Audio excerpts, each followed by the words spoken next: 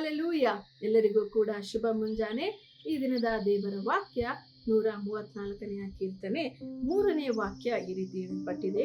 ಭೂಮಿಯಾಕಾಶಗಳನ್ನು ಉಂಟು ಮಾಡಿದ ಯೆಹೋವನು ಚಿಯೋನಿನೊಳಗಿಂದ ನಿನ್ನನ್ನು ಆಶೀರ್ವದಿಸಲಿ. ಹೌದು ಪ್ರಿಯರೇ, ಈ ದಿನದಲ್ಲಿ ದೇವರು ನಿಮ್ಮನ್ನು ಎಲ್ಲಾ ಕಾರ್ಯಗಳಲ್ಲಿ ನೀವು ಮಾಡುವಂತಹ ಕೆಲಸವಾಗಿರಬಹುದು, ವ್ಯವಹಾರವಾಗಿರಬಹುದು, ನೀವು ಯಾವುದೇ ಕೆಲಸವನ್ನ ಮಾಡಿರುವುದಾದರೂ ಕೂಡ ಆ ಎಲ್ಲಾ ಕೆಲಸಗಳಲ್ಲಿ ಭೂಮಿಯಾಕಾಶಗಳನ್ನ ಉಂಟು ಮಾಡಿದಂತಹ ದೇವರು ನಿಮ್ಮನ್ನ ಆಶೀರ್ವದಿಸಲಿ. ಪ್ರಾರ್ಥನೆ ಮಾಡೋಣ. ಸ್ತೋತ್ರ ಕರ್ತನೆ, ಅಪಾಯ ಕಾರ್ಯಕ್ರಮವನ್ನು ನೋಡುತ್ತಿರುವಂತಹ ಪ್ರತಿಯೊಬ್ಬ ಸೋದರರ ಜೀವಿತವು ಕರ್ತನೆ, ಅವರು ಯಾವುದೇ ಕೆಲಸವನ್ನ ಮಾಡುತ್ತಿರಬಹುದು ಸ್ವಾಮಿ, ಅವರೆಲ್ಲ ಕೆಲಸಗಳಲ್ಲಿ ನೀವು ಅವರನ್ನ ಆಶೀರ್ವದಿಸಿ ಮುಂದೆ ನಡೆಸಬೇಕಾಗಿ ಯೇಸು ಕ್ರಿಸ್ತನ ನಾಮದಲ್ಲಿ ಪ್ರಾರ್ಥಿಸಿ ಬೇಡಿಕೊಂಡಿದ್ದೇನೆ. ಆಮೆನ್.